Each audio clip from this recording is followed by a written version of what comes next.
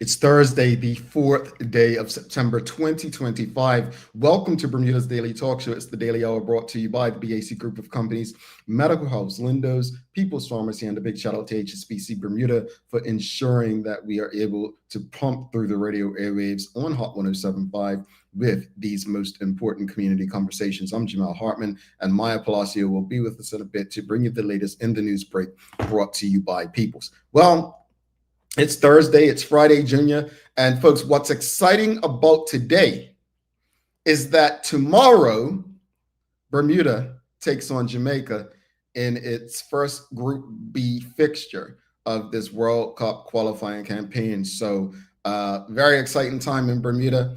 Haven't been this excited about local, well, it's not local football, but international football on the local scene in quite a time. This is a fantastic opportunity for Bermuda to make some inroads and progress in football. So it's Bermuda beating Jamaica Eve. It's Friday, Junior. Excited. Anyone excited about this? I mean, I hope people are excited. This is a very special time for Bermuda's, as a whole, but football in particular. Look, man, this is something that doesn't, it's something we just should be celebrating, that we should be supporting. So I'm hopeful that everyone, the excitement is building in and around Bermuda, around the national football team, and long may it continue. Long may it continue. Alrighty, Suzanne Ingham says, super awesome Thursday to you, Jamal, and a super awesome Thursday to you, Suzanne. Hopefully you've got your Bermuda colors on. By the way, I read a comment and said, why are Bermuda's colors pink and blue if the flag is red, white, and blue? And I'm like, so you all have never seen the Netherlands, who wear orange and their flag is red, white, and blue? Like, why are you picking on Bermuda? Anyway, I'm not getting into that this morning. All right, greetings everyone, and thanks for making us part of your daily routine. A good one today as we welcome the Bermuda men's national football team coach, Michael Findlay, onto the show. We're going to be discussing the upcoming World Cup qualifying campaign. The Daily Play is a Name That Place. That's a Name That Place today. And folks, please don't forget to subscribe on our website, thedailyhour.com. Follow us on all of our social media channels to stay up to date with all that we have going on. Help us grow beyond the mic as we do our part to continue to improve our community. All right, so how's everyone feeling? Because we've got to have a conversation before we get into the exciting part. We've got to have a conversation before we get into the exciting part. Yeah. How can I put this? I'm just going to read it, tell you the question of the morning. So the question of the morning is, what's a fair balance between union members' rights to meet and the public's right to services? Right? That's your question. And also, would you rather see union meetings held outside of working hours? Let me tell you why I'm asking this question, audience. Let me tell you why I'm asking this question. So in the Royal Gazette yesterday, our friends at the Royal Gazette, they shared that a meeting of Bermuda Industrial Union members will affect government transportation services tomorrow, meaning I believe it's Friday. Yeah, Friday. So there will be no bus or ferry services, right, available during that period, right? Now, what time do children get out of school? Between 2 and 4. If we include Bermuda Institute, 2:30, I believe, and then other private schools, I think 3:30. No public schools are not in until next week. And they may be, from the union perspective, maybe saying, oh, well, we're doing it before the children go back to school. Well, half of the children are already back in school. Anyway, they urge residents to arrange alternative transport between 2 p.m. and 4 p.m. They said the session will also delay trash collection, postal delivery, parks, and or other services, but all services will resume as normal. So service delays that will be interrupted as far as ferry routes, Blue Route, 2:15, 4 p.m., 5 p.m., Hamilton, that's Dockyard, Hamilton, 1:30 and 3:15 p.m., Pink Route, Hamilton, 3:45 p.m., Salt Cattle, 3:50 p.m., Darrell's Wharf, 3:55 p.m., Belmont, 4 p.m., and then the Green Route, Hamilton, 4:10 p.m., Rockaway, 4:30 p.m., Carvalho Bay, 4:40 p.m., and Watford Bridge, 4:50 p.m. Orange Route, Dockyard, St. George's will be unaffected. All right. So that said, you heard you hear what's going on. The union, the BIU, the Bermuda Industrial Union, has called for a meeting on between 2 p.m. and 4 p.m. They're encouraging people on Friday, tomorrow, to find alternative routes. Now, I'm going to say that we probably have some visitors on island as well that will be impacted by this. But the question of the morning is, what's a fair balance between union members' rights to meet and the public right to services? Like, again, unions held a lot of power previously in shutting things down. We don't know what the meeting's about. We don't know. Well, I don't know. You all probably do. You're probably in the know. But we just know that there's a meeting. But would you, just a yes or no? And again, don't be afraid to answer. No one from the union is going to beat you up. Would you rather see union meetings held outside of working hours? Would you rather see them held at a different time? That seems more convenient to, I guess, the public. Would you rather see them? No, again, the union needs some sort of negotiation, some power, and I think being able to have that kind of power gives them a bit of leverage. So I get it. I'm not going to say I would rather see them hold meetings at other times, especially if it's an issue that's serious that needs to be addressed. They hold that power. However, sometimes it's bigger. They say things are bigger than me or bigger than you. All right, let's go to the audience. What are your thoughts, audience? What's a fair balance between union members' rights to meet and the public's right to services? Excuse me. And would you rather see union meetings held outside of working hours?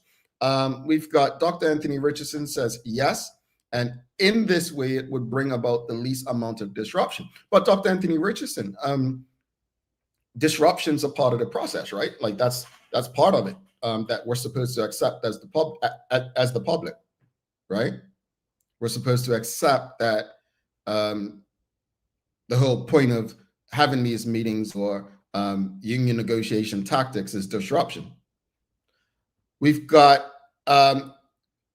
again, what would you rather see union meetings held outside of working hours, and what's a fair balance between union members' rights to meet and the public right to services? Well, Cameron Fox says no as a union person. So the answer, he would not want to see union meetings held outside of working hours. Sean Smith also says no. Sean Smith goes on to say, how often does the union meet throughout the year that disrupts services? Well, that's a good question, Sean, but I don't think it's a matter of how many times they meet. I think it's a matter of the disruption being immediate. So whether it was once every 2 years or 4 times a year, the disruption still can impact people drastically, right? Um, not everyone has the privilege to be able to catch a cab if they really need to get to work or get to the hospital or whatever. Like, so to me, frequency doesn't matter, right? To me, frequency is probably at the lower level of importance. It's a matter of impact, right? You can have 4 earthquakes in 1 year that don't do much damage, and then one that does more damage than 10 put together. So again, I don't think frequency is of importance, rather the impact. Again, audience, what's a fair balance between union members' rights to meet and the public's right to services? And would you rather see union meetings held outside of working hours? Again, we're talking about the BIU, the Bermuda Industrial Union, are holding a meeting on Friday and between 2 and 4 p.m. And they've notified the public that some services, there will be no bus or ferry services during that period. Also a delay in trash collection, postal delivery, parks, and other services. What are your thoughts? How do you feel about it? Charles H. Jeffs II, he says, recognizing that there is no good time for a union meeting, I believe that given that many residents and visitors rely on public transportation, an alternative must be found, maybe a virtual option. Well, how are we going to have a virtual meeting if bus drivers are driving? Because that was one of the suggestions I thought about. And I'm like, yeah, that probably wouldn't work either. Are you saying that the bus drivers have it on in their headsets while they're driving, on the ferry people? Like, how would virtual work with people who are supposed to be paying attention on the job? Maybe I'm overthinking it. Dr. Anthony Richardson says, but do we have to accept it? Well, I like that. I like that. He says, urgent meetings may require daytime hours, understandable. And that's a good question. Do we have to accept it? Do we? Do we truly have to accept it? Or do we just, I mean, we roll over. Shikarena says, can it be virtual and recorded? Well, I just spoke about virtual, but maybe record it. Like if it's no need for engagement, live engagement, yeah, then record it possibly. That could be an option. But I think it's union tactics to let people know that they still wield some power. Personally, I do feel like it's still to wield some power. Cameron Fox says, when school takes a workshop day every other month, as a parent, we have to find places for our kids to go. I mean, but workshop days are part of days off, aren't they? Like, you have a week off from school and 2 days of school workshop days, right? So that's not wielding power. That's not a negotiation tactic. No. Is that really comparing apples to apples? I'm asking genuinely. I don't know what they've had those things since I was in school, like professional development day, they called them back then, I think, or workshop days. I don't think that's a I'm not sure if that's an apples to apples comparison. I could be wrong, but help me understand the comparison there. Again, audience, if you're just tuning in, the Bermuda Industrial Union is calling for a meeting of BIU members that will affect government transportation services tomorrow. So there will be no bus or ferry services available during the period between 2 and 4 p.m. They're urging residents to make alternative transport plans. Also, this session will delay trash collection, postal delivery, parks, and other services, but all services will resume as normal after the meeting. And the question of the morning, obviously, when stuff like this happens, it can be a great inconvenience to the general public. What do you believe is a fair balance between union members' rights to meet and the public's right to services? But also, would you rather see union meetings held outside of working hours? What are your thoughts on that? Suzanne Ingham says, no, it's part of the union process. It happens. It's needed. Indeed. Absolutely. I don't disagree with it. I think this is a tough one because I want people to understand when we're discussing this, you've got to take the characters, and it's hard to do that. It's hard to do that, especially when you've had a BIU president in position for so long, right? But it's hard to remove the individual and focus on what's actually like the overall issue. And the overall issue that we're discussing is union members' rights versus the public's rights to services. I think it would defeat the purpose from a union's perspective to have the meetings outside of working hours. I truly believe it would defeat the purpose. Now, again, without knowing what this meeting is about, I have no idea, but still, it would defeat the purpose. Folks, this is your daily discussion brought to you by our friends at Titan Express and Secure. Charles H. Jefferson II, he says, I'm assuming that the 2-hour time frame includes travel time to and from the meeting. A virtual meeting could reduce the interruption time. Point made. I appreciate that, Charles. Thank you for that. So a virtual meeting, it doesn't mean that people are going to be driving the bus or on the ferry. It just means, you know what? They don't have to, I'm assuming, get to union headquarters to meet. That's what I'm assuming. So I see your point. It could save time, but also record it. Like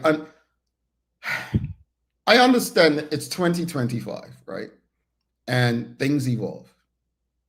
I appreciate it. But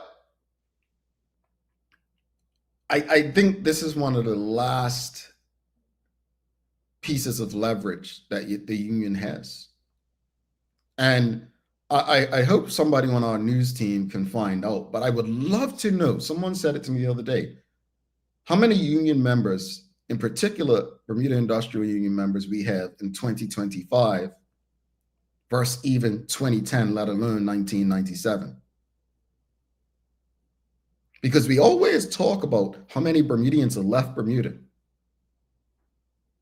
We talk about how many people are out of work. I wonder, seriously wonder, how many members the BIU now has, comparatively speaking, to years of the past. That makes a difference as well. That makes a difference. Also, audience, what's a fair balance between union members' rights to meet and the public's right to services? Would you rather see meetings held outside of working hours?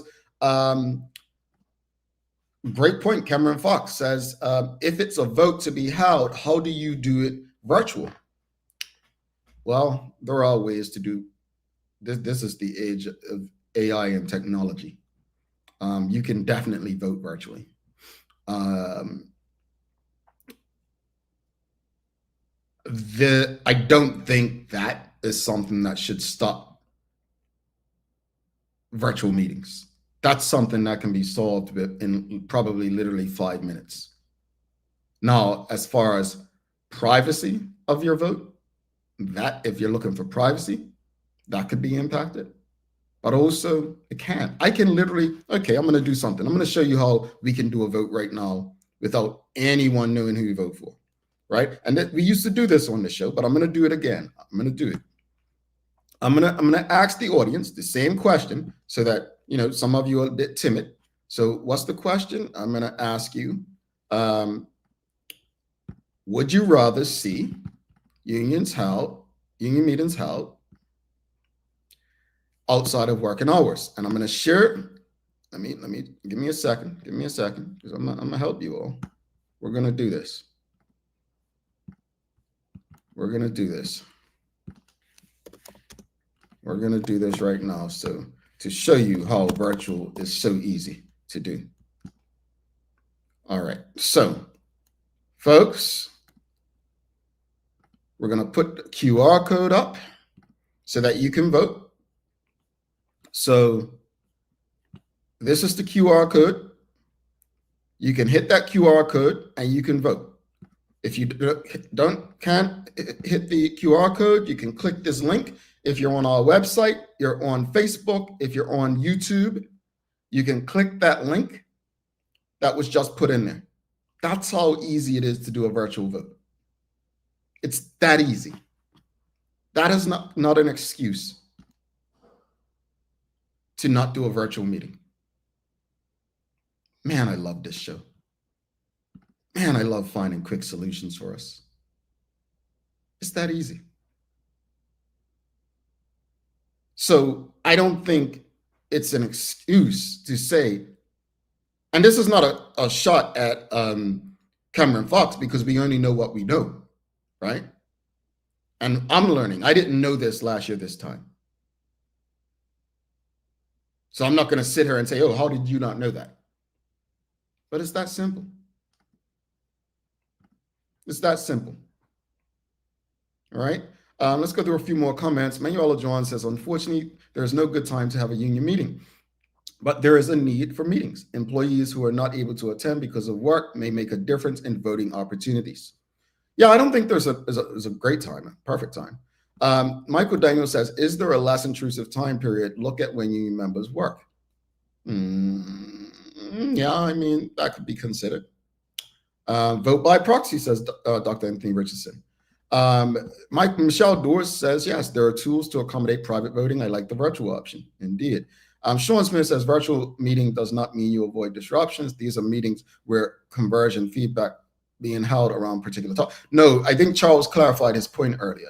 What he said earlier was that it may not avoid disruption, but it can minimize disruption. That was his point.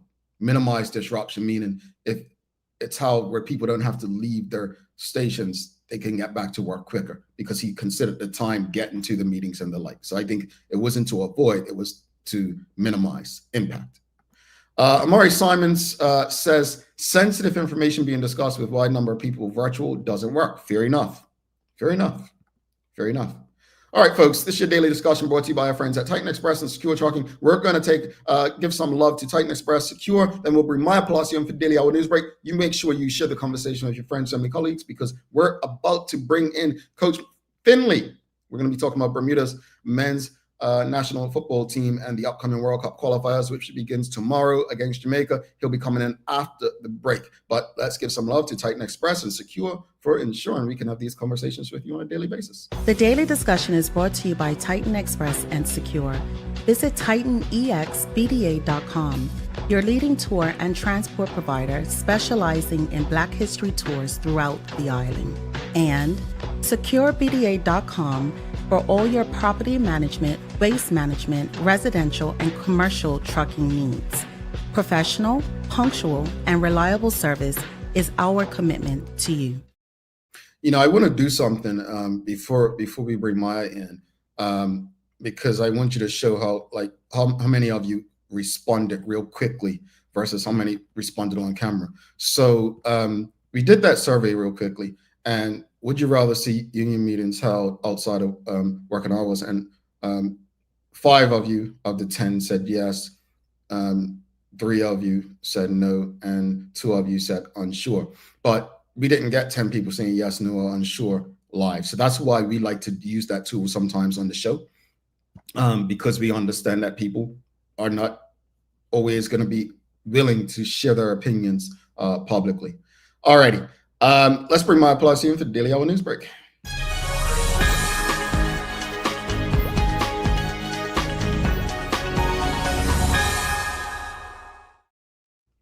Good morning. Good morning. Greetings, MP. How are you? Feeling pretty good this morning. You know, we've got a big game coming up, so got the excitement and the energy rolling through. So yeah. Yeah. Tell me about it. Did you ever catch the bus in Bermuda or the ferry? Of course. I don't know, Maya. Kids today, I know some. I'm gonna put my nephews on the spot. I'm gonna ask Mia and Sanchez, Ghana and Maddox and Larry and Phil, Ghana, Maddox, Mason, and Shiloh. I'm gonna ask all 4 of them have their children ever been on the bus, because they ain't like us. They got the parents, man. Oh, wow. I got my mom and my daddy. You know what I'm saying? So I'm just saying, I don't think that's a crazy question no more. I just had to ask. Anyway. Really? Okay, maybe it isn't a crazy question, because I'm just like, I remember being on the bus with my gym bag, my cello, my everything. Mm-hmm. I was stacked up on that bus at, like, I don't know, P3, P2. See, Maya, in my day, being on the bus was even a privilege. They made me walk all the way to school. I had to walk to and from school. They didn't even buy me a bus pass. Yeah. My sister and I used to share a bus pass. She go on first throughout the window. I catch it. Then I, Check out the window. yeah, and then I catch it afterwards. Like, come That's on now. hilarious. My word. See, folks, I didn't know there were skills back then. I didn't know there were skills. See, Then I we need just to keep know doing that. it. My goodness. You And they too. didn't have your picture on it? Nah, back in them days, it didn't have a picture on it. But even Yeah, if it did, who's yeah, really looking? Who's really looking? yeah, that's true. Bus driver's like, all right, whatever, just pay.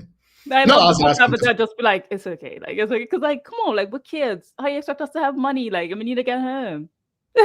did you were you ever like did you get interrupted by a bus strike or meeting or disruption? I don't think it would have mattered, to be honest, for me in those days. Like, we did just walk home, but like, Mhm. grateful enough to like live nearby ish. Like, I remember even the hands-on days, yeah, I could walk home, might be like 20, 30 minutes, but I could walk home. When I lived at Whitney, I could walk home, might be 30 to 40 minutes, but I can walk home. Like, it was like that type of mindset. I didn't necessarily, wasn't too bothered. And you had your friends, like, who probably lived around the same neighborhoods where like, if their parents picked them up, then like, cool, I'll just hop in. Yeah. But that's kind of how I took it. But most times I always had some sort of training after school anyway. Mhm. So I just be at school till like 7 p.m. all the time. Yeah. Okay. All right. So she knew the walking game. All right. I ain't gonna gangster. All right, what you got today? All right. So good morning, everyone. This is your daily hour news break brought to you by the good people at People's Pharmacy. Before we head into the news right now, just a little update for you guys. So there was a collision that happened last night, and police sent out this email around 6 a.m. to let us know that for those traveling on the roads this morning, the police say that Harbor Road near the junction with Lovers Lane and Paget, again, the scene of last night's collision, will remain closed for an extended period this morning. A utility pole apparently was brought down in this incident, and repair work is ongoing. So motorists are advised to use alternative routes to get to their destination. Again, this is at Harbor Road near the junction with Lovers Lane in Paget. Oh no. I hope everybody's okay. Yeah, indeed.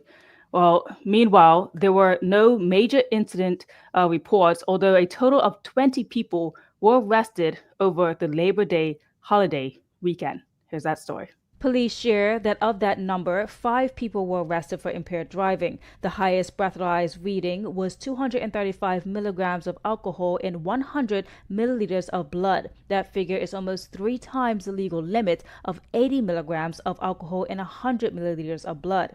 During the period, 3 people were arrested for knife possession. 2 of those arrests were a result of people being stopped and searched under 315F of the Criminal Code Act of 1907. The third person was arrested following a report of an incident at a private residence. There was 1 arrest for dangerous driving.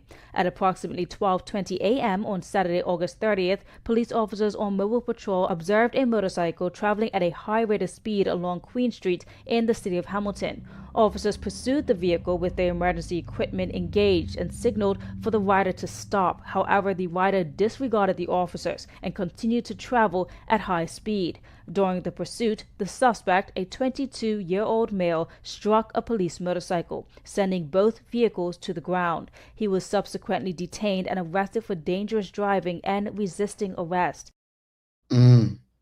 Well, I mean, I hate to say this, I probably shouldn't, but I'm going to. I'm glad it was not worse. Mm-hmm.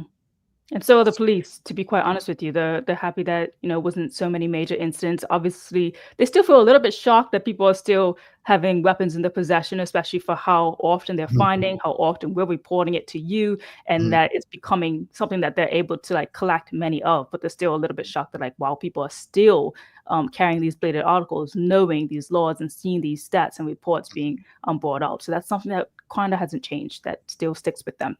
Mm-hmm. Now, furthermore, sticking to the title of Bermuda being kind of labeled this digital hub, right? I think that's what our government is trying to go for, to represent us as a small island. While we have become the first country in the region to launch a new digital system to improve how immunization records are shared. here's a bit of information for you there. The Department of Health, with support from the Pan American Health Organization, introduced the tool during a 2-day workshop with healthcare providers. The system, called FHIR, which stands for Fast Healthcare Interoperability Resources Interface, is said to strengthen Bermuda's electronic immunization registry and make it easier for doctors and the Department of Health to securely share patient information. Health Minister Kim Wilson says this new system is about making healthcare easier and smarter. When doctors and clinics can securely share up-to-date information, it means less paperwork, more time for patients, and stronger protection against vaccine-preventable diseases. It's a proud step forward for Bermuda's health system and for the families we serve. So that was... Go ahead. So that was kind of like the breakdown that they gave in relation to it. I will say this one thing: when I remember being a part of like a house panel discussion with experts in Bermuda, watching it, not a part of it, but I was watching it during the time. And it was still said that people should have their own personal records, no matter how digital we tend to go. Like, especially the elderly, have your folder, family, have your folder, write down everything, ask for copies as well, and keep it in your own personal binder. No, I failed. Before I went to South Africa and Mauritius in 2016, I don't remember which hap shot I got. And then when I traveled to Kenya last year, I didn't even remember my doctor's name. Seriously, like crazy enough. And that was my actual doctor.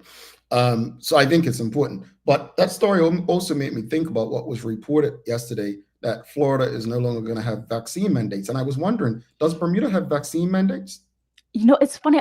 I looked this up like a week ago, and I believe it was like it is something to it. Whereas in one period of a year, I'm gonna have to ask them, reach out to a professional. But there was a period where we did kind of flip the switch and make it mandatory, I think, for a certain age and up. So I'll look into that to get correct stats on that. But yeah, we had seen though a decrease in some important vaccinations in Bermuda. I remember reporting that, especially when we got outbreaks of measles, which was, we hadn't had that. We had about two cases or something when I reported it at last. But yeah, and then we had some statistics come out that, we have been getting less vaccines. It's such an interesting and touchy thing. Again, my mother got me vaccinated without my permission in 82. I don't think I was talking yet. But that said, I think she believed she was doing the right thing. I'm neither here or there because I'm not a scientist. I'm not a doctor. I don't understand it. And I've never given enough time to try to understand it. But we can't say freedom if we're forcing people to do things like that. I do get the stance Florida's taken, but I also understand the risk that comes with it. I understand the risk. The facts are the facts. The facts are that outbreaks, measles in particular, reduced when people started getting vaccinated, right? Yes. Those are the facts. I'm not going to sit here and dispute facts. However, people need to be educated and make their own decisions. I understand that, but that's where I'm staying. Again, I'm not an expert. You all know me. That's my unqualified opinion.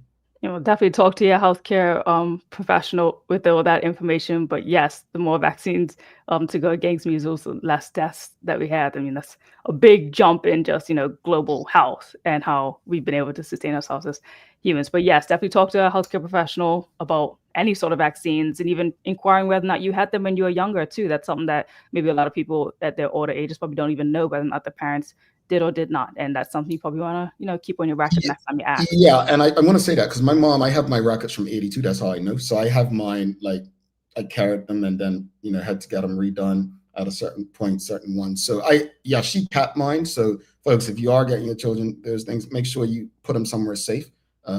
Keep your records. Definitely. For everything, every time you go to the hospital, keep your records, ask for a printed copy, keep your records. All right. So closing up, nearly 80 people applied for the BTA CEO role. This apparently highlights the significant global interest in leading Bermuda's top tourism industry, as was said in their press release. Well, this comes after the departure of longtime CEO Tracy Barkley in June. You would remember that amid internal staff unrest and criticism over leadership and workplace culture. So the change marked a pivotal need for renewal and stability within the organization. So acting chair William Griffith emphasized the volume of diversity of the application, spanning 6 continents. He sailed through Bermuda, through the Caribbean, United States, Canada, the UK, Europe, Asia, Australia, New Zealand, Africa, and the United Arab Emirates. He also said it reflects Bermuda's stature as a prime tourist destination. So what are the next steps here? Well, they will have the initial interviews that begin next week. Then the final interviews are expected by late September into early October. And a new CEO should be appointed by late October, pending contract negotiations. If anybody believes that, I'm got a bridge to sell you. Ain't nobody applying for the Bermuda job because of what people think of Bermuda or because they highly think of it. If you don't love Bermuda, you ain't applying for that job. The reason all these people applied for that job in Bermuda is because Bermuda is seen as an easy payday. That's it. People who have been look, there are people who have been out of work and couldn't find jobs, and the Bermuda job comes up. Oh, that's something I want. No, that's not to say everyone. And then there are people who say, oh, this is a nice job I could use to get me the real position I want. I'm going to keep it real with you.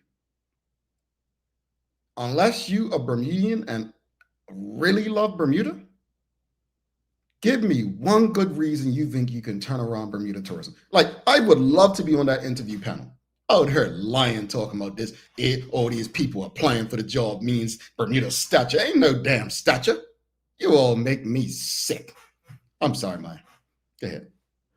That's perfectly fine. Well, closing out, let's talk about our weather, because today is expected a mix of sunshine and clouds later on, with some few strong showers as well drifting by. So they say to keep an umbrella handy, because those showers could come with pretty strong gusts of winds as well. And we got a little bit of breeze that's going to be quite moderate today, but a high of 87. So it's going to feel kind of hot, kind of sticky. But we're looking ahead, really. We want to know what's going to happen for Friday. We want to know what the weather's going to be like for tomorrow. And game day is looking pretty good. So it's going to be plenty of sunshine with just a couple of showers passing through. So nothing to wash out the excitement of the games. The winds will be light to moderate, even easing off at times before shifting slightly southeast overnight. And we got a high of 27 degrees Celsius there, which got to mark that up to the real one, around 80 something degrees we're going to have there, low 80s. So it's going to be warm breeze and just right for the 7 p.m. kickoff time.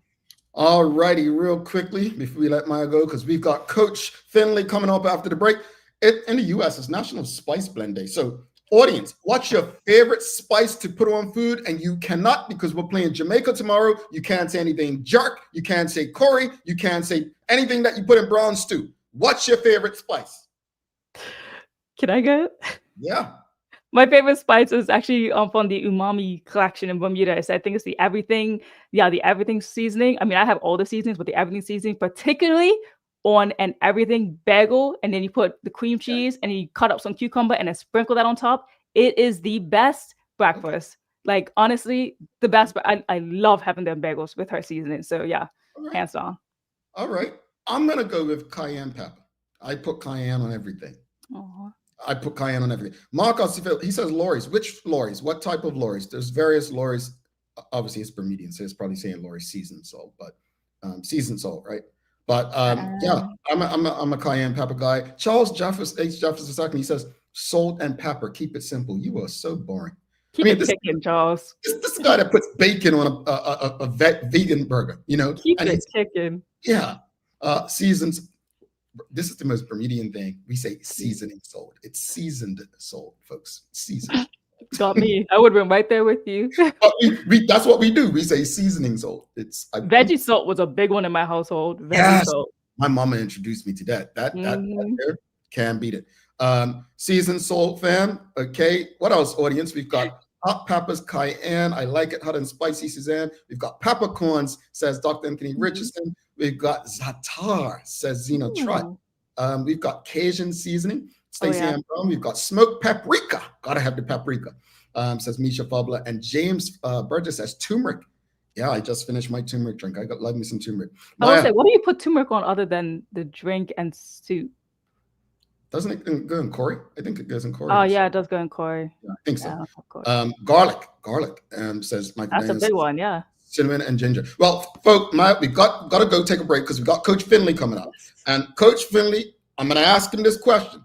He better not say anything jerk or curry, all right? Not the day before the big game, all right? So he's in the hot seat. Maya, we'll talk to you soon. Talk to you soon. All right, my applause to you, folks. If you've appreciated the conversation so far, please give us a thumbs up, a love, a like. We're going to take a quick break, and we've got your national team men's coach coming up, Michael Findlay. It's an exciting time. I'm sure he's excited. Hey, man, with our support, he can be the first person to lead Bermuda to the World Cup finals next year in North America. Stick with us. We'll be back after this break with Coach Michael Findlay. People's ACW, located at King Edward VII Memorial Hospital, carries over-the-counter medicines, toys, cards, and even toiletries. Our knowledgeable staff are there whether you're at emergency, visiting family, or a member of BHB staff, to show you our best even when you're feeling your worst. People's ACW, we're here for you.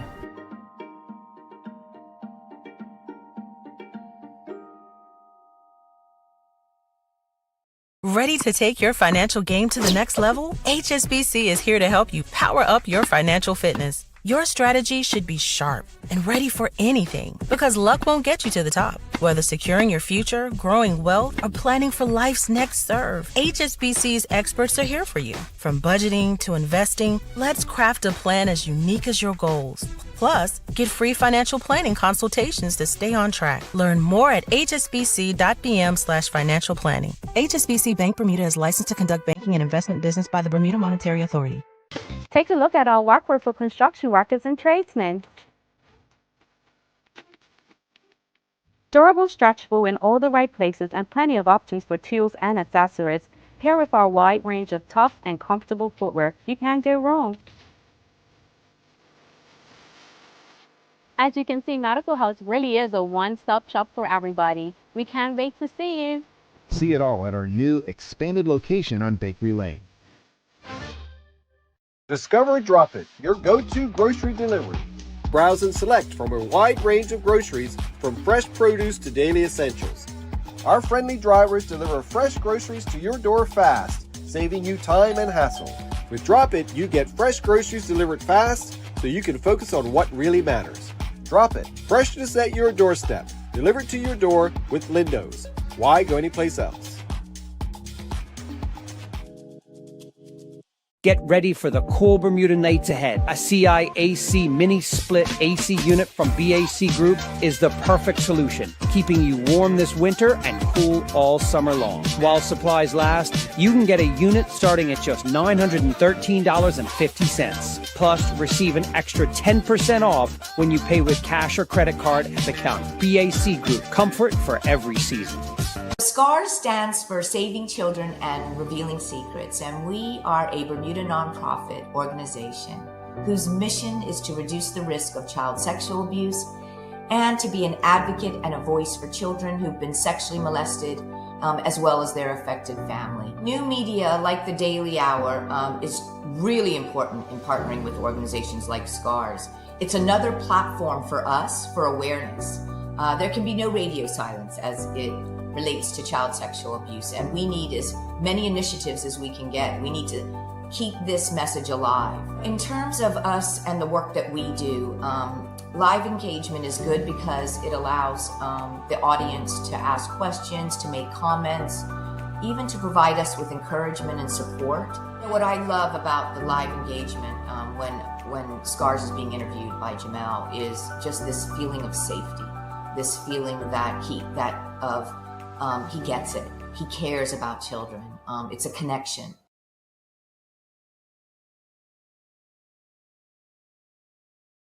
Alrighty, welcome back to the big show. Jamel Hartman here. It's the Daily Hour, brought to you by the BAC Group of Companies, Medical House Lindo's, People's Pharmacy, and a big shout out to HSBC Bermuda for ensuring that we can pump through the radio airwaves on Hot 107.5 with these most important community conversations. Folks, please don't forget to subscribe on our website, follow us on all of our social media channels to stay up to date with all that we have going on. Help us grow beyond the mic as we do our part to continue to improve our community. Without further ado, let's give a warm TDH welcome to our very special guest of the day. And folks, if you haven't already, please, if you are on Facebook, LinkedIn, YouTube, Twitter, X, Instagram, repost this, share the link with your friends, your family, your colleagues. We have our coach, Bermuda men's national team coach, Michael Findlay, in the building. Let's give him a warm TDH welcome and ensure everyone you know has access to the coach.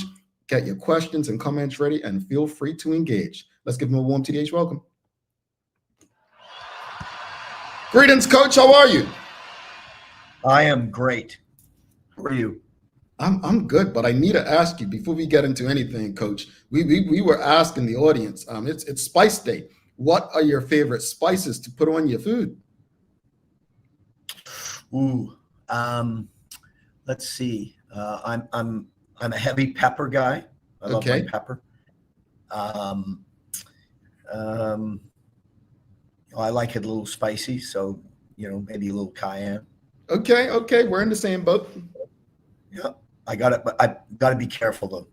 I'm not fully engaged in the full, let's go hot all the time. But I don't mind a little bit of spice. Absolutely. Yeah, you go too spicy, it can end up bad for us, and as we age, our bodies change. But Coach, thank you so much for joining us. I know that this is a busy, incredibly busy time for you, an important time, not just as an individual, but as the leader of Bermuda's men's football team at this time. But since you took charge in August 2023. You've been able to work with so many players, including some younger ones that you brought in the fold, and many who are playing professionally.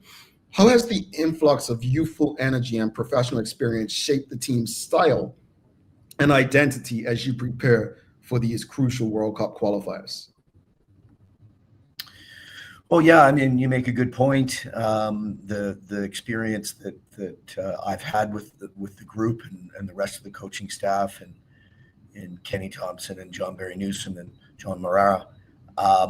The objective, certainly when I was appointed in August 2023, was to evolve the program. And the only way you were going to be able to do that is by creating some depth in the squad. And you do that through the inclusion of youth, but also hoping to maximize the experience that's there. And one of the things that we needed to focus on was raising our on and off field standards. The reality is there's a fair amount of our players that do not play full-time professional football. They play at levels they're not the same as many of the teams we play against. So we need to work very, very hard and very diligently on creating a professional atmosphere to the best of our ability. So it's been a joy to be able to see the evolution of these players and the relationship that has been built between them, both from a youth perspective and from an experience point of view from some of the ones who have been there before. And audience, if you have any questions or comments for Coach Findlay, send them through. Again, this is an exciting time for football and Bermuda as a whole. Bermuda has been drawn into Group B alongside some real powerhouses in Jamaica, Trinidad and Tobago, Curacao. How do you feel, how do you and the players feel, I should say, about facing such powerhouses and in this final stage of qualifying?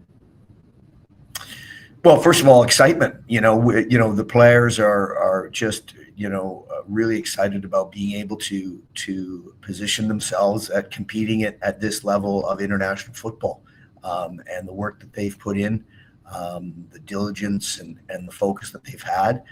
We've had our ups and downs on a number of levels, but that was part of as I said earlier, the evolution. But they're really excited. There's anticipation. There's an eagerness to wanting to put themselves, in the shop window in terms of competing against, as you said, the Jamaicas of the world, the Curaçaos of the world, the Trinidad and Tobagos of the world. These are very accomplished sides in CONCACAF, and specifically, Caribbean powerhouses, as you just mentioned. And it's going to be an extreme challenge, and I think that the players are really excited about being able to test themselves against these teams, because we have to remember again, the vast amount of the players that we will see in this competition from now until November are playing at some very high levels of football around the world. So I think our players are excited about seeing what their capabilities are and being able to play and compete at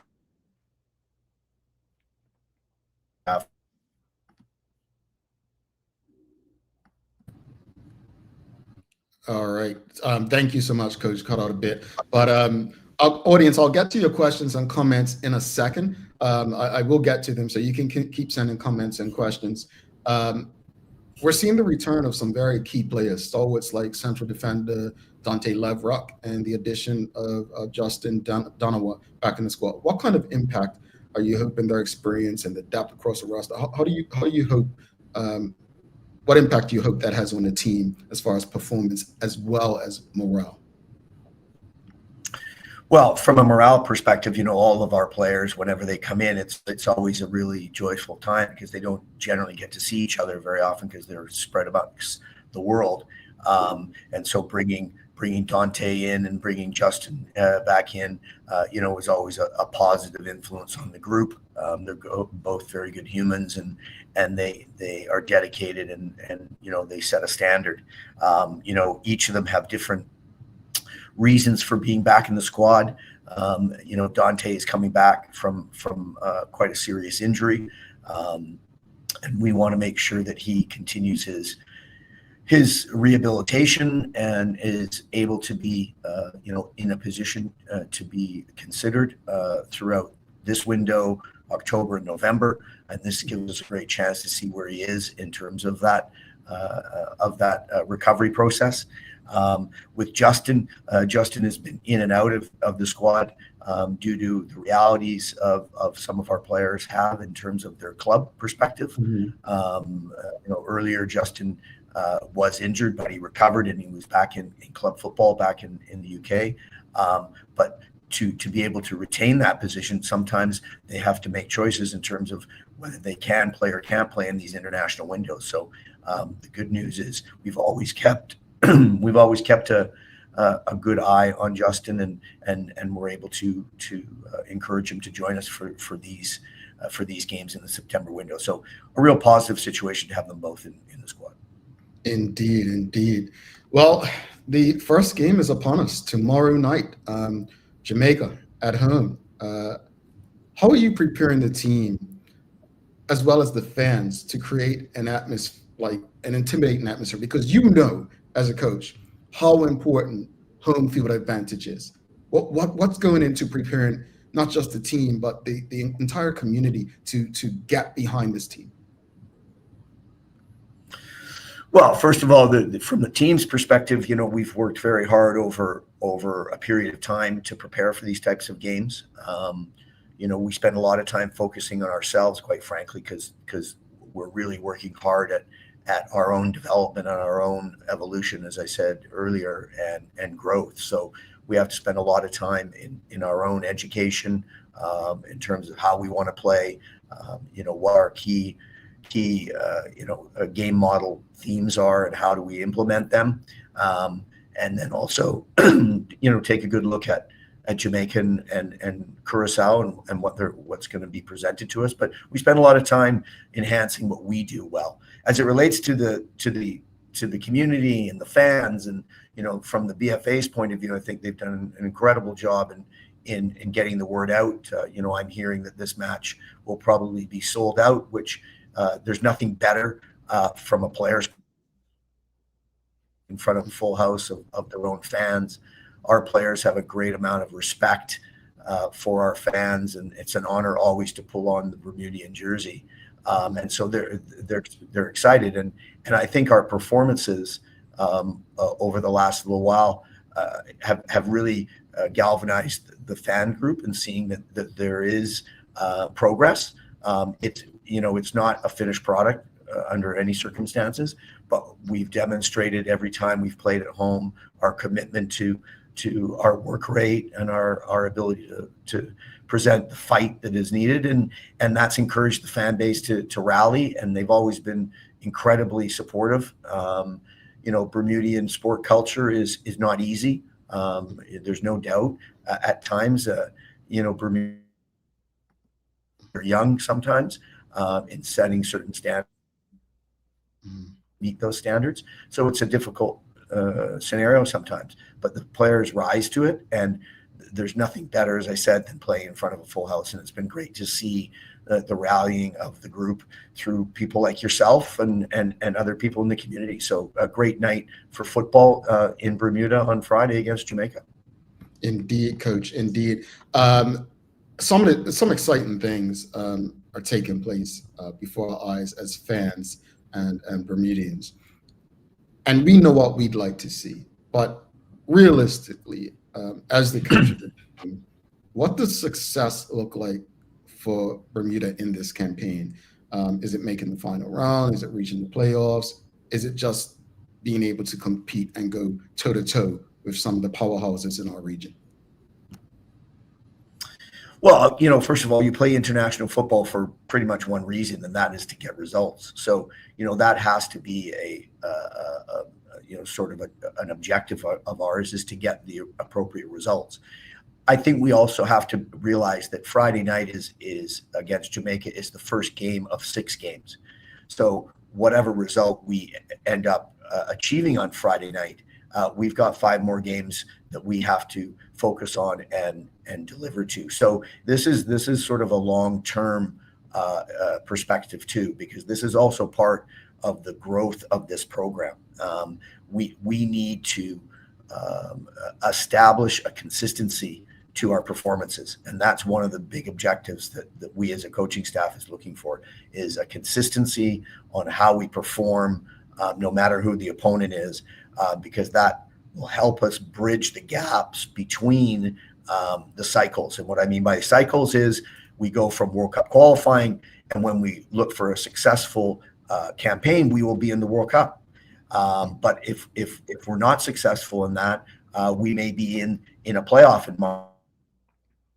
Successful in that, we've got to use these games as preparation for Nations League in September 2026, because that's how we're going to qualify for a Gold Cup in 2027. So those are the type of long-term goals and objectives we have to look at, and that every game we play will help us achieve those types of objectives.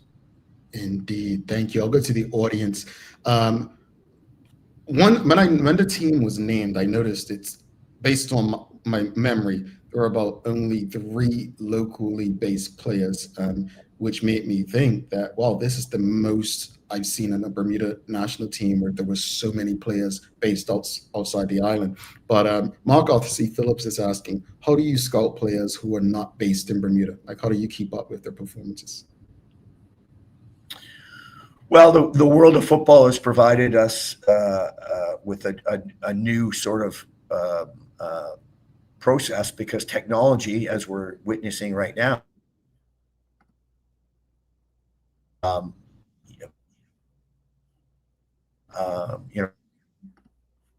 ability to technology. We also the process of communicating directly with players. We use connections and throughout the game, throughout the world, to find potential Bermudians to play for their country. The other part of our scouting process is what are we doing at our youth levels below, at our under 20 group, at our under 17 group, because the system has changed globally now. There'll be an under 17 World Cup every year now that'll be hosted in Qatar. So what we're doing at U15s to prepare for U17s is incredibly important. So we have to start that evaluation, that scouting, and that assessment that early to see how they're going to potentially participate with the senior team. And so that's how we keep tabs and we try and engage with the players on an ongoing basis. But technology is a big thing, other than me on occasion visiting these players in wherever their match environments are. Indeed. Charles H. Jefferson II, he says, what percentage of our players are professional players who are part of the team, and how does that compare to our opponents?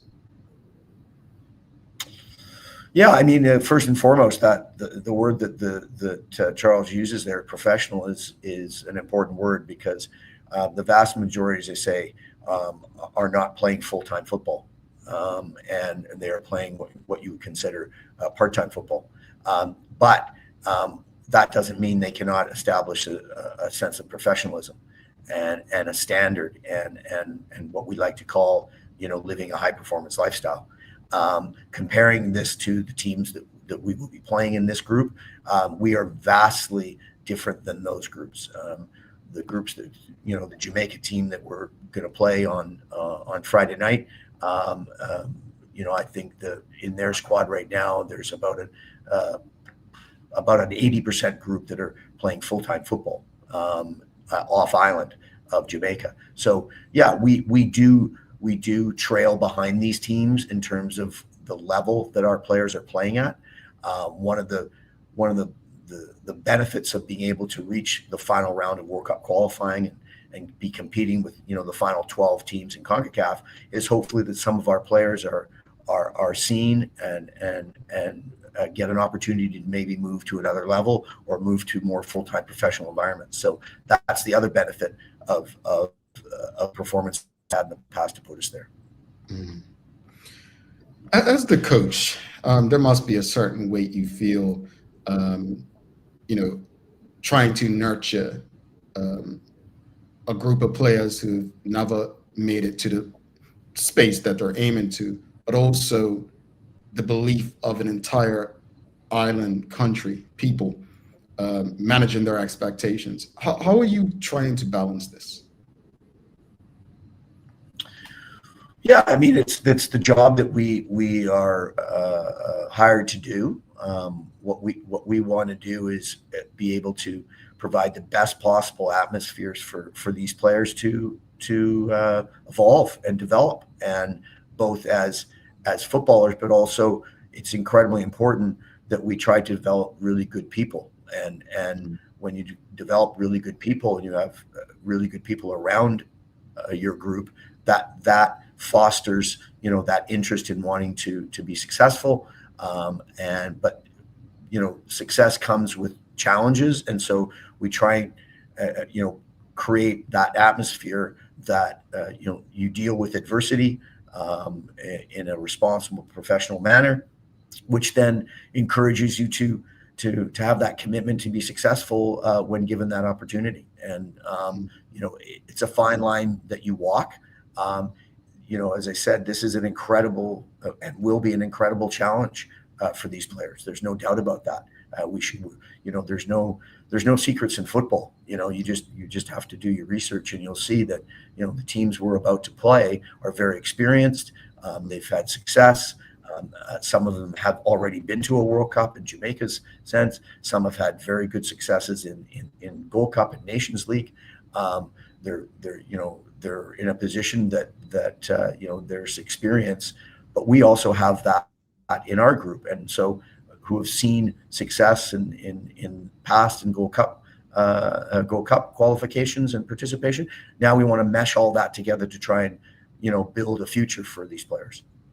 All right. Dexter Smith says, no disrespect to Captain Dale Eve, but he is not playing regular football. Meanwhile, there's Nathan Trott, 4 years younger and starring in League One. The BFA has been oddly quiet on this. Now, Nathan Trott has, he's there. I don't believe he has one cap for the national team.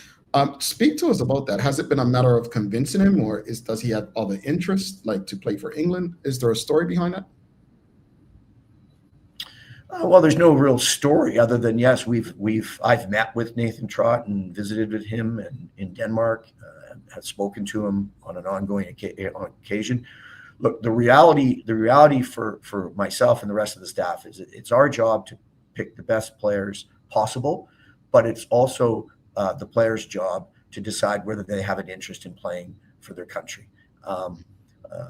I've always said I will never beg anybody to play for the national team, because that is a very special choice that you have to make. We have a very open relationship with Nathan. We've made it clear that we would love to have him involved with this program. But that will be up to his decision to show an interest in that. And then we can make a decision whether we would like him to join us or when to join us.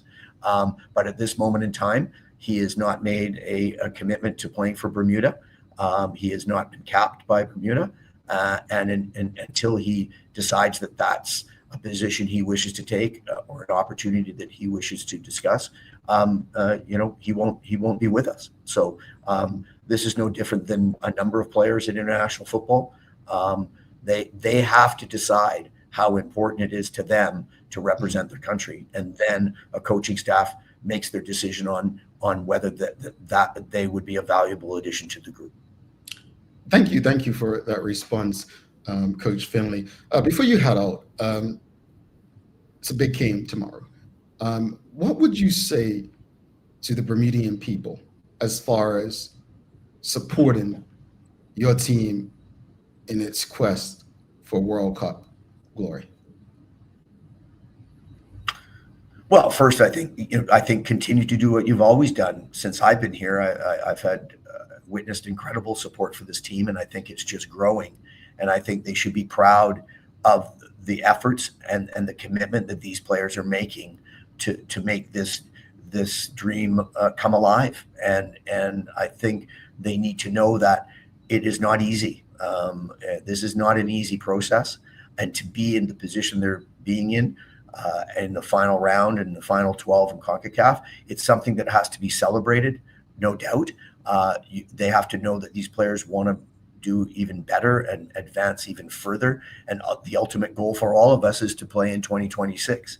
But we also have to be realistic and know that, this is another step in a process of building a real solid foundation to Bermuda's national team program.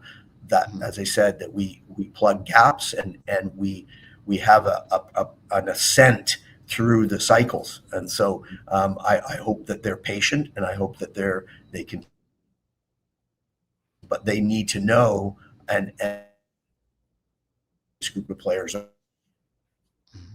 every time and they see that wall of pink, it does nothing but motivate them. And from my position as a coach, it's something I'm very proud to be the coach of Bermuda. Indeed.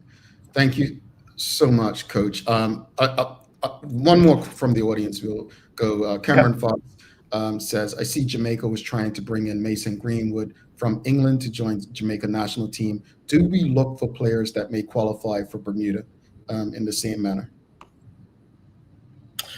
Yeah, absolutely. We always are interested in players that have a Bermudian background. There is a process that you have to go through in terms of being able to represent your country as a citizen. But we're have that possibility, and we would do our due diligence in that amount of Bermudians that we know are youthful out there in the world, in school, in the academy systems, those types of things, and they already qualify. And those do exist. Go through to do that, but certainly it's something we're always on the outlook for. All right, Coach Findlay, thank you so much for coming on and engaging with us this morning. It's an exciting time. I think I speak for everyone when we say we're behind you, we're wishing you all the best, and just keep us posted to let us know what we can continue to do or do better to help support you and the team's efforts in not just trying to qualify for the World Cup next year, but the ongoing development of our national program. So thanks once again, and all the best, Coach. Thanks so much, Jamal. Really appreciate it. And thanks to your listeners and the people of Bermuda. We don't get to engage as much as we want sometimes because we're busy. It's a very tight window, and we've lots to do. But we know we're there. We know that they're out there, and there's nothing better than playing meaningful games, representing Bermuda, and having that dream of the World Cup in 2026. So enjoy the games over the next couple of months, and look forward to our next discussion. Thank you so much, Coach. Have a great one. Talk soon. You betcha. All the best. All right. Coach Michael Findlay, folks, if you appreciated that conversation this morning, do us a big favor. If you're streaming on Facebook, LinkedIn, YouTube, Twitter, X, or Instagram, give us a thumbs up, a love, a like. Make sure you share the conversation with your friends, your family, your colleagues. We're going to take a final break. We'll come back, and we've got a daily play for you. So stick with us. Do not go anywhere. Did you know 3 out of 4 people say that they have a good understanding of life insurance? But do they really? When asked how much the yearly cost would be for a 20-year, $250,000 level term life insurance policy for a healthy 30-year-old, 80% overestimated the cost by 5 times the amount. Ready for this? The true cost for that policy is about $220 a year. That's as little as 66 cents a day, or $20 a month. So let's put this into perspective. Compared to other monthly costs, isn't getting life insurance a no-brainer? If you can trim back on some of these expenses just a little bit, it will allow you to dedicate the savings toward an affordable life insurance policy. Contact one of our life insurance agents today to find the right policy for you. Dreaming of expanding your business? With BDC's Loan Guarantee Program, we support your ambitions. Get up to 75% guarantee on bank or credit union loans up to $300,000. Just your vision and our support. Apply today and unlock new business opportunities. BDC, Bermuda Business starts here. Looking for the best care for your pets? Novazoc Feed and Supply has everything you need, from top quality foods to toys and supplies. We've got it all. Join our frequent buyer program and earn rewards every time you shop. Plus, we've been awarded the Clever Customer Initiative program for helping you save more. And don't forget, we open an hour early on Saturdays so you can get a head start on your pet care. Visit us today or shop online for easy pickup or delivery. Your pets will thank you. PALS is a cancer care charity. We started 45 years ago. What started as a charity with a half-time nurse, and basically just assisting patients going home from the hospital, but patients dying at home.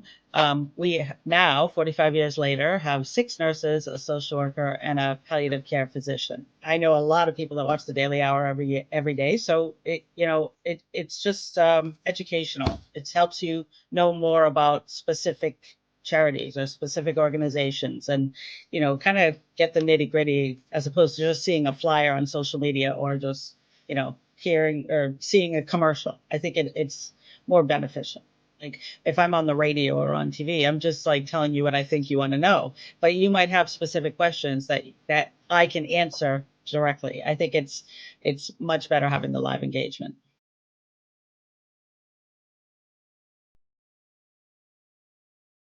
Alrighty, welcome back to the big show. Thanks again to Coach Michael Findlay, wishing the Bermuda national football team, men's team, all the best in the World Cup qualifying campaign. Just want to say a big thanks to the BAC Group of Companies, Medical House Lenders, People's Pharmacy, and HSBC Bermuda for rocking with us and ensuring that we can do this with you all on a regular basis. Folks, if you haven't already, again, it costs you nothing, literally nothing. Whatever platform you may be streaming with us on, just give us a like, love, follow, share the link with your friends, your family, your colleagues. Let's get behind Bermuda's national football team. Let's support them. It is time for the Daily Play, brought to you by Bermuda Trivia, now available at stores throughout Bermuda. Follow Bermuda Trivia on Facebook, Instagram, Twitter, X, and TikTok to find out why it's Bermuda's favorite trivia game. All right, it's a name that plays. Are you ready? Audience, how many countries make up the United Kingdom?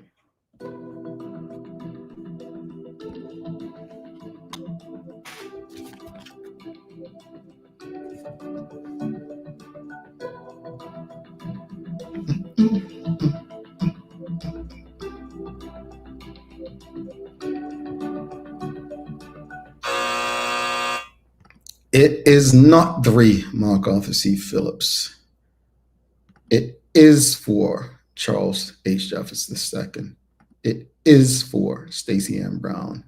It is 4, Zena Trott. It is not 3, Tanya Cheeseman, but it is 4, Nicole Walker, and it is 4, Ellen K. Horton. No one's going to name all 4 of them. I thought you all were going to give me the names of them. Just had this discussion with someone, and I think when people say 3, they're mistaken. They don't. There's a difference between Great Britain and the United Kingdom. So Great Britain are the countries on the island.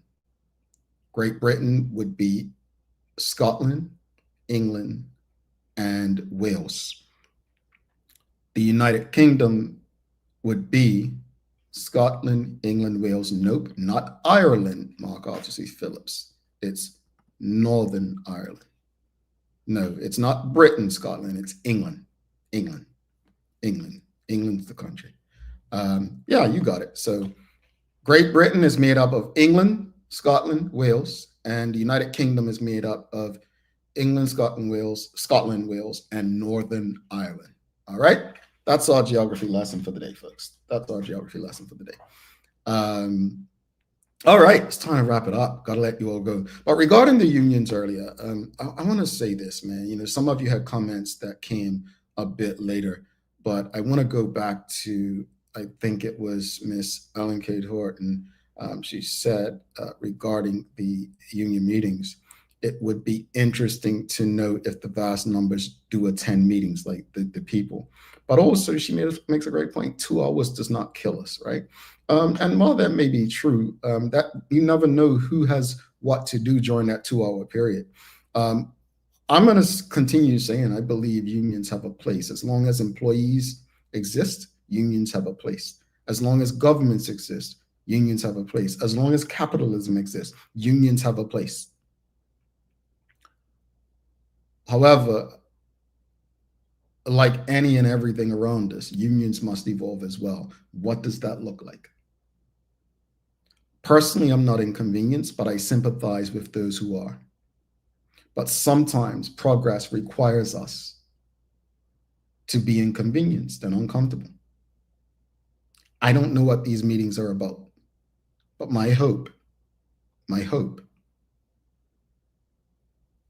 is that whatever they're meeting about is to the benefit and not the detriment of the Bermudian people.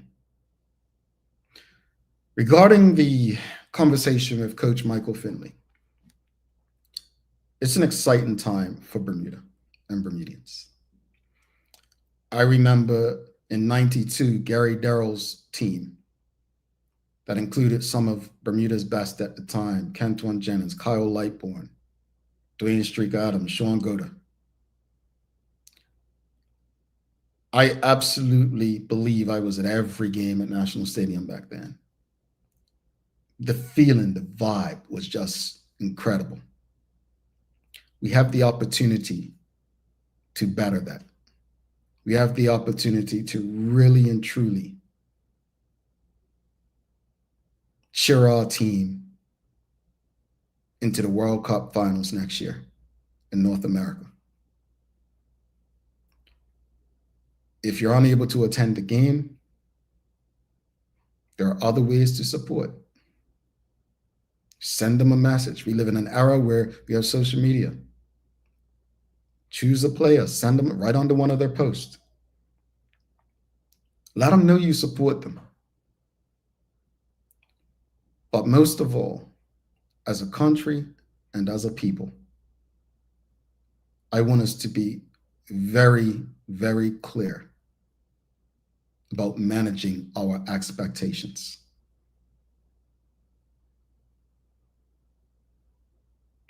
I hope, if nothing else, you remember that part. Alrighty, folks, it's time to let you go. But I've got to give you some daily inspiration. And Rosalind Famous, she inspired this in the early years of the Daily Hour. We were talking about something, and she said, time. Time is the most valuable thing. So this is in honor of Rosalind Famous, your daily inspiration today. Time remains our most precious and valuable asset. We can't get time back. So don't waste it doing things that don't take you closer to exceeding your life goals. Folks, don't forget to subscribe on our website. Follow us on all of our social media channels to stay up to date with all that we have going on. Help us grow beyond the mic as we do our part to continue to improve our community. Thanks again to our partners, the BAC Group of Companies, Medical House, Linda's, People's Pharmacy, and a big shout out to HSBC Bermuda for ensuring that we're able to pump through the radio airwaves on a regular basis with you. With these most important community conversations. As always, we appreciate you, we love you, and we thank you for making us part of your daily routine. If all goes well, we'll be back to do this again with you tomorrow. I'm Jamal Hartman. Please do make it a safe and a great day. We are out. Peace.